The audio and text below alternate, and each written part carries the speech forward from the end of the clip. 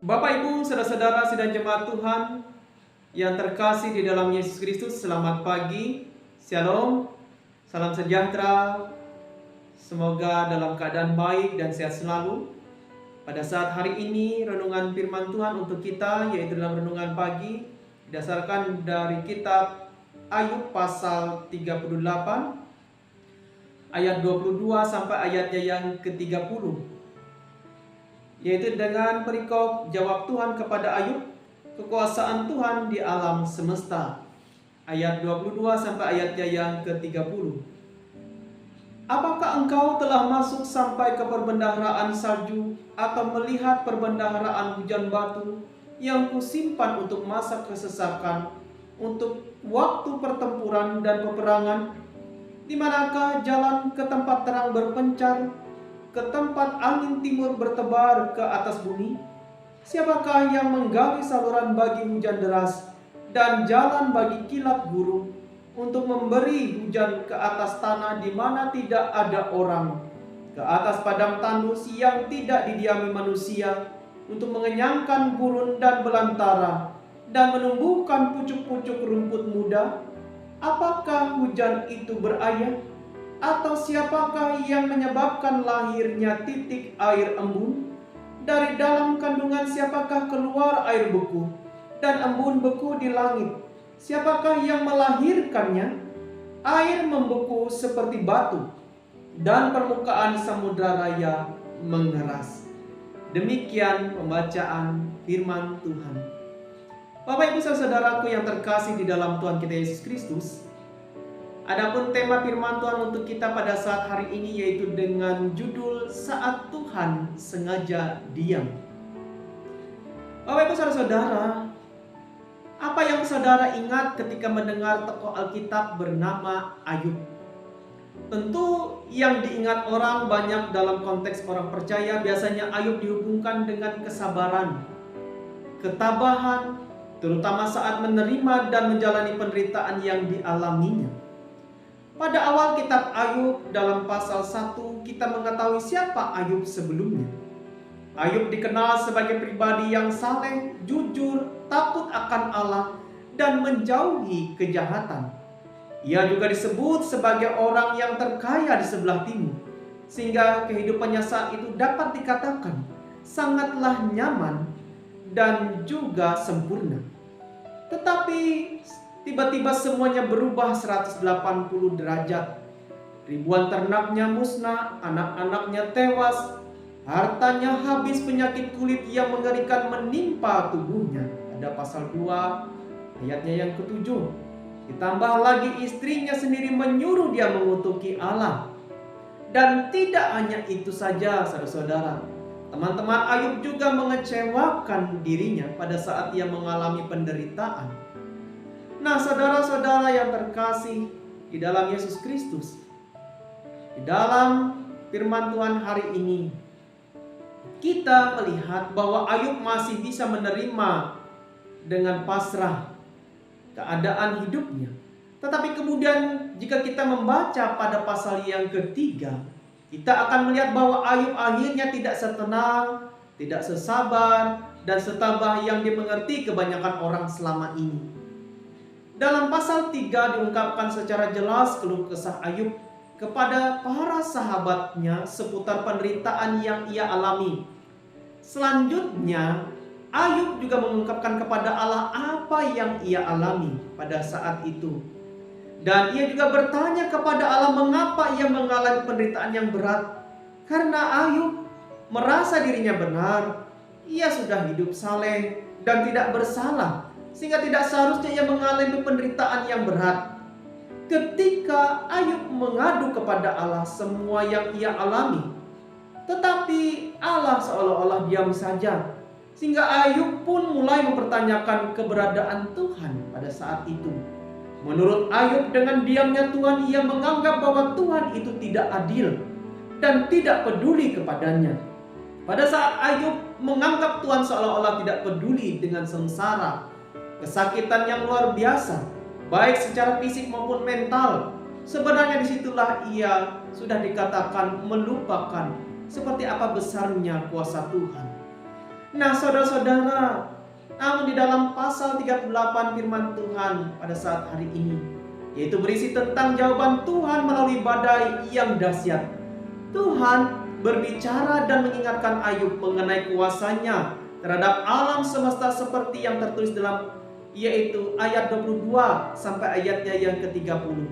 Semuanya ini diingatkan Tuhan kepada Ayub, yaitu supaya apa? Agar Ayub tidak lupa terhadap kuasa Tuhan. Meskipun pada saat itu hidupnya berada pada titik terendah karena mengalami penderitaan. Dan pada saat itu Bapak Ibu Saudara-saudara, firman Tuhan yang disampaikan kepada Ayub dalam pasal 38 menyampaikan pesan Tuhan, sehingga Tuhan bagaikan hendak mengatakan kepada Ayub, "Hai Ayub, lupakah engkau terhadapku? Apakah engkau tidak menyadari siapa aku sebenarnya? Dan seberapa besar kuasaku atas alam dan juga atas hidupmu?" Mungkin Tuhan ingin mengatakan demikian, saudara-saudara.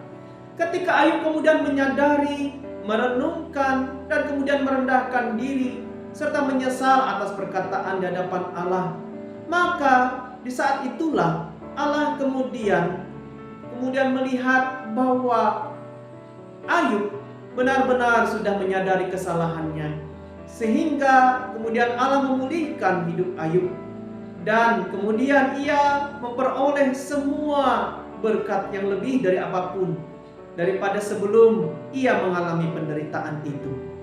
Nah, Bapak Ibu saudara-saudara yang terkasih di dalam Tuhan, apa pesan firman Tuhan hari ini untuk kita dan apa maknanya?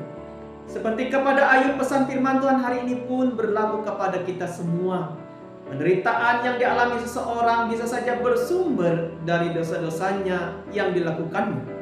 Tetapi terkadang ada saat di mana Tuhan juga mengizinkan hidup kita mengalami masalah dan penderitaan. Ada kalanya dalam hidup ini seolah-olah Allah cuek atau sengaja diam terhadap seruan doa dan permohonan kita. Itu bukan berarti bahwa Dia mengabaikan atau kejam terhadap kita. Tetapi yang sebenarnya ialah Tuhan ingin supaya kita belajar, supaya kita tetap setia, taat dan mempercayainya. Walaupun mungkin bagi kita itu mustahil dan tidak ada harapan lagi. Saudara-saudara, ketahuilah bahwa yang namanya penderitaan atau badai kehidupan itu adalah hal yang pasti dialami oleh semua manusia, termasuk kita orang percaya. Apabila saat ini kita menghadapi badai kehidupan atau penderitaan maupun masalah hidup yang berat, ingatlah Tuhan akan berjanji selalu menyertai dan memberi kekuatan bagi kita untuk menghadapinya. Karena itu sudah seharusnya kita sebagai orang percaya tidak khawatir, cemas, dan putus asa secara berlebihan. Karena di balik semuanya itu sebenarnya Tuhan ingin menunjukkan bahwa Tuhan berkuasa dan bertindak untuk menyelesaikan setiap persoalan hidup kita sesuai dengan rencana dan waktunya Tuhan. Kita percaya waktu Tuhan adalah waktu yang terbaik untuk menolong dan juga memulihkan hidup kita. Dalam keadaan seperti apapun, seberat dan sepahit apapun yang terjadi dalam hidup kita, Tuhan tidak pernah meninggalkan kita sendirian. Oleh karena itu, apabila saat ini kita mengalami penderitaan maupun pergumulan yang berat, kiranya kita tidak mudah lupa apalagi kecewa kepada Tuhan dan menganggap Dia yaitu tidak memperhatikan hidup kita hari ini. Kepada saudara-saudara yang terkasih, biarlah hari ini kita tetap bersyukur. Jangan pernah ragu akan kuasa-Nya yang mampu membuat segala sesuatu mustahil menjadi mungkin untuk menolong kehidupan kita. Tuhan tidak akan meninggalkan anak-anaknya yang selalu taat kepadanya. Tidak peduli dalam keadaan apapun, baik atau buruk, Tuhan penuh dengan kuasa, selalu ada bersama-sama dengan kita. Seperti halnya Allah menolong dan memulihkan Ayub sesuai dengan waktu dan rencananya, maka Tuhan pun juga akan menunjukkan hal yang sama kepada kita. Tetaplah sabar, tetaplah setia menunggu pertolongan Tuhan, sehingga pada saatnya nanti kita boleh bersyukur atas segala kebaikan Tuhan yang sudah kita terima. Tuhan Yesus memberkati dan menguatkan kita hari ini melewati firman-Nya. Amin. Sidang jemaat Tuhan, marilah kita berdoa. Bapa Surgawi, terima kasih atas firman-Mu hari ini. Biarlah kami hari ini senantiasa dikuatkan selalu. Iman kami diteguhkan. Dan kami percaya bahwa dalam segala hal, bahkan dalam situasi sulit sekalipun, Tuhan tidak pernah meninggalkan kami. Di saat kami mulai berputus asa, disitulah sebenarnya kami melupakan betapa besarnya kuasa Tuhan atas hidup kami. Jangan biarkan itu terjadi Tuhan atas hidup kami hari ini. Namun sebaliknya, ajarlah kami untuk tetap mempercayai.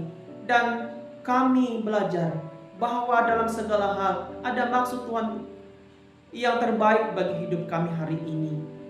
Terima kasih Tuhan, kami percaya kuasa-Mu bekerja bagi setiap orang. Dan apapun yang pergumulan yang kami hadapi hari ini, tolonglah kami Tuhan untuk tetap kuat, untuk tetap sabar, untuk tetap setia dan teguh di dalam iman kami.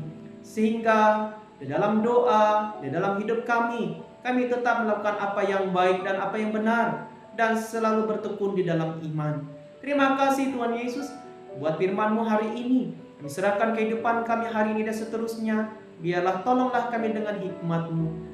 Tuntunlah kami dengan Roh Kudus-Mu, agar apapun yang kami kerjakan senantiasa memuliakan nama Tuhan. Terlebih-lebih apapun yang kami kerjakan dan kami usahakan hari ini, diberkati Tuhan, berikan keberhasilan, disertai Tuhan dalam segala hal, sehingga apapun yang kami lakukan, semuanya itu mendatangkan kebaikan bagi hidup kami. Terlebih juga hidup kami pula menjadi berkat bagi semua orang.